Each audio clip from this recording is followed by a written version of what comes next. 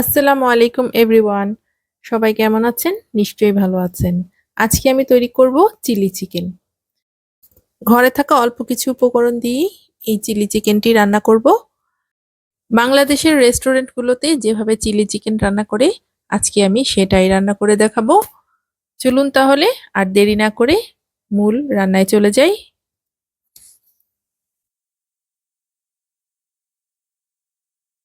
এখানে নিয়েছি ফার্মের মুরগি আধা কেজি, স্বাদমতো লবণ এবং লেবু। সবার প্রথমে মাখিয়ে নিচ্ছি।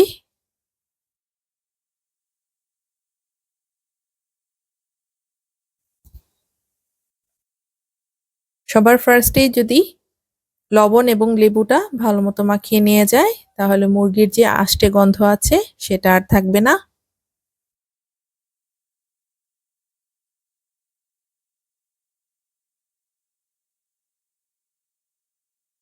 এরপরে দিচ্ছি 1 চা চামচ মরিচ গুঁড়ো এবং রসুনের পাউডার, দিচ্ছি আদা পাউডার 1 চা চামচ, 1 চা চামচ দিচ্ছি পেপরিকা পাউডার, দিচ্ছি সামান্য সয়া সস। এবার দিচ্ছি কর্নফ্লাওয়ার।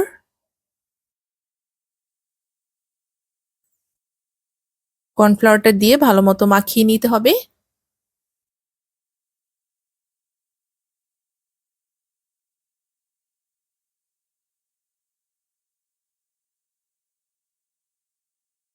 এবার চিকেনগুলো ভেজে নিব।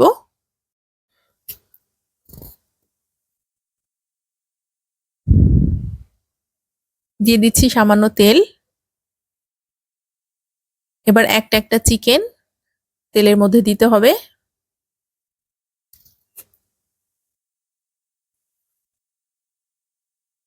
আমি একটা একটা চিকেন সুন্দরভাবে বিছিয়ে দিয়েছি। এক পাশ গোল্ডেন ব্রাউন হয়ে গেলে এবার উল্টে পাল্টে নিচ্ছি।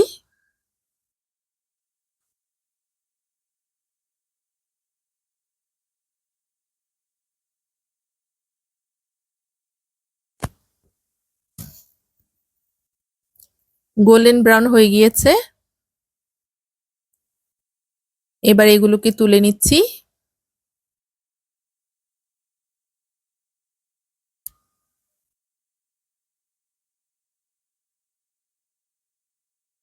এবং সেই তেলে দিয়ে দিচ্ছি আদা কুচি 1 চা চামচ, রসুন কুচি 1 চা চামচ।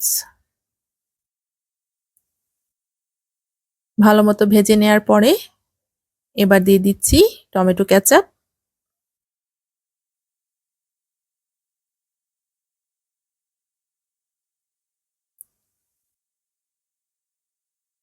দিয়ে দিচ্ছি ওয়েস্টার সস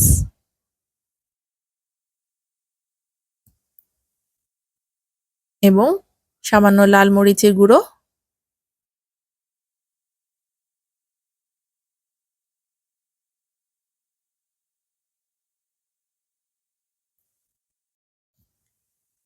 বেশ কিছুক্ষণ সসটা রান্না করে নিয়েছি। এবার দিচ্ছি বড় একটা ক্যাপসিকাম কুচি করে নিয়েছি এবং দিচ্ছি পেঁয়াজ। পেঁয়াজটাকে আমি 4 ভাগ করে পেঁয়াজের পাতা বের করে নিয়েছি এবং দিচ্ছি পেঁয়াজ কলি। ভেজিটেবলগুলো দিয়ে ভালো মতো সসের সাথে রান্না করে নিচ্ছি। ওভারকুক করা যাবে না, 50% কুক হলেই হবে। ভেজিটেবলগুলো যাতে হালকা ক্রাঞ্চি থাকে। এই পর্যায়ে চুলার হিটটা হাই থাকবে এবং চিকেনগুলোও মিক্সড করে নিচ্ছি। ভালো মতো টস করে নিলেই হবে। চিকেনের গায়ে ভালো মতো সসটা মেখে গেলেই হয়ে গেল চিলি চিকেন। রান্নাটা ডান।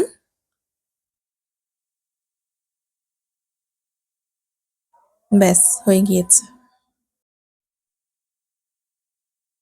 তৈরি হয়ে গেল বাংলাদেশি রেস্টুরেন্ট স্টাইলের চিলি চিকেন। খুবই সিম্পল ভাবেই ঘরে অল্প কিছু উপকরণ দিয়েই রান্না করে দেখানোর চেষ্টা করেছি। আশা করছি আপনাদের ভালো লাগবে। ভালো লাগলে আমার চ্যানেলটিকে একটি সাবস্ক্রাইব করে দিবেন। আজকের জন্য বিদায় নিচ্ছি। আল্লাহ হাফেজ।